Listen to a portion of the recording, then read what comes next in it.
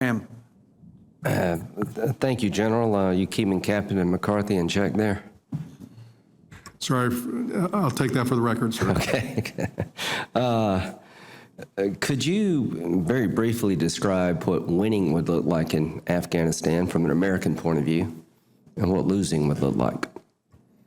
I think winning would have a stable Afghanistan, a stable government, would have a professionalized army and police that provided governance for the people of Afghanistan, that people could go to school, people could work. And I think the opposite of that, an unstable Afghanistan would provide opportunity for insurgents to use ungoverned spaces to go after something like our homeland in the future. If we had the right configuration in January 2017, what's the likelihood of winning over time?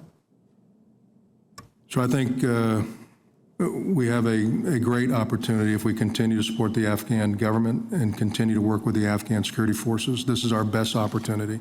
We haven't had a government like this that reached out to not only to the U.S. but to the international community. We haven't a government that takes on its responsibility to professionalize the Army and the police like we have. We haven't had a government that understands what the Army and the police are going through. So this is our best opportunity. Do the Afghan people want us to stay, by and large? So the Afghan people that I talk to, that I deal with, and I do bring in an advisory committee that's made up of different facets of Afghan life to talk to about every month. I do have a women's advisory committee that I bring in to make sure we understand gender issues. Overwhelmingly, the Afghans support the coalition and want to continue to have that continued support. Do you agree with me if we go down to 1,000 forces, 1,000 people, Kabul-centric, embassy-centric, like 90% chance that the country falls apart? So I don't know if I would put a percentage on it, sir. What I would say is our ability to provide, train, advise, and assist and continue to grow the Afghan forces would be very limited. What about the counterterrorism mission? Sir, if we're at just from Kabul, I could not do a counterterrorism mission. Okay, now tell the American people why it is in their interest for you to have a counterterrorism footprint in Afghanistan. So I think two reasons. I think first off, we need to continue to build the Afghan capacity for their CT element, and that takes our men and women to continue to work with them as they do today. Their special operating forces, their CT piece, are probably the best in the region and continue to get better. But it's going to take time to be able to raise it. So if we continue to build their capacity, they want to be a regional partner. They want to be able to handle those issues in that region. To have a CT capability to keep pressure on some of the ungoverned spaces, we do have people that continue to want to do bad things to people. Let's dig into that a bit. A better trained Afghan counterterrorism force is good for the stability of Afghanistan. Do you agree? I agree, sir. But there are no substitute for American counterterrorism forces that would protect the homeland. Does that make sense?